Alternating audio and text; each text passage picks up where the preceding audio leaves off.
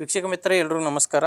ತಮ್ಮೆಲ್ಲರಿಗೂ ಇವತ್ತಿನ ಮತ್ತೊಂದು ವಿಡಿಯೋಗೆ ಸ್ವಾಗತ. ವೀಕ್ಷಕರೇ, ಇವತ್ತಿನ ಈ ವಿಡಿಯೋದಲ್ಲಿ ಮಾರಾಟಕ್ಕೆ ತಂದಿರೋ ಗಾಡಿ ಬಂದು ಸ್ವರಾಜ್ ಗಾಡಿ, ಸ್ವರಾಜ್ 735 FE ಎಂಬ ಗಾಡಿ ಜೊತೆ ನಿಮಗೆ ಟೇಲರ್ ಸೇರಿ ಹಲವಾರು ಸಾಮಾನುಗಳು ಸೇರಿ ಫುಲ್ ಸೆಟ್ಟಲ್ಲಿ ಗಾಡಿ ಮಾರಾಟಕ್ಕಿದೆ.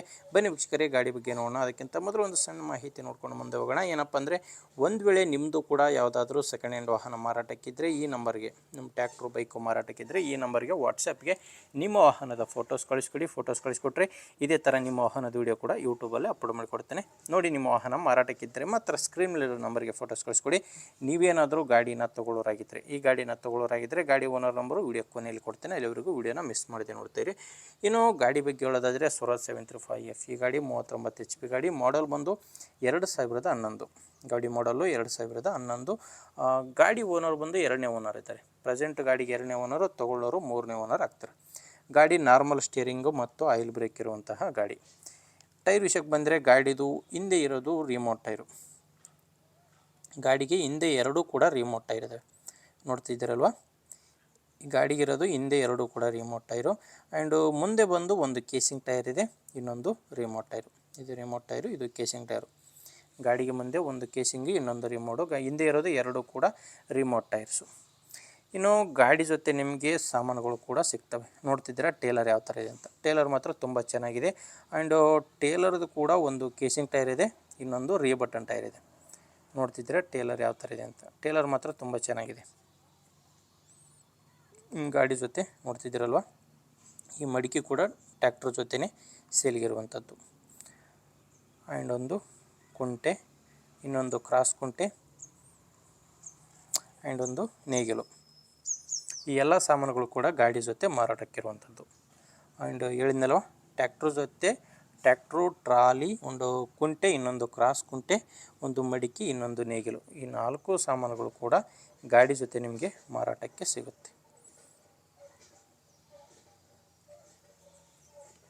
ಇನ್ನು ಗಾಡಿದು ಡಾಕ್ಯುಮೆಂಟ್ಸ್ನಲ್ಲಿ ಎಲ್ಲ ಕ್ಲಿಯರ್ ಆಗಿದ್ದಾವೆ.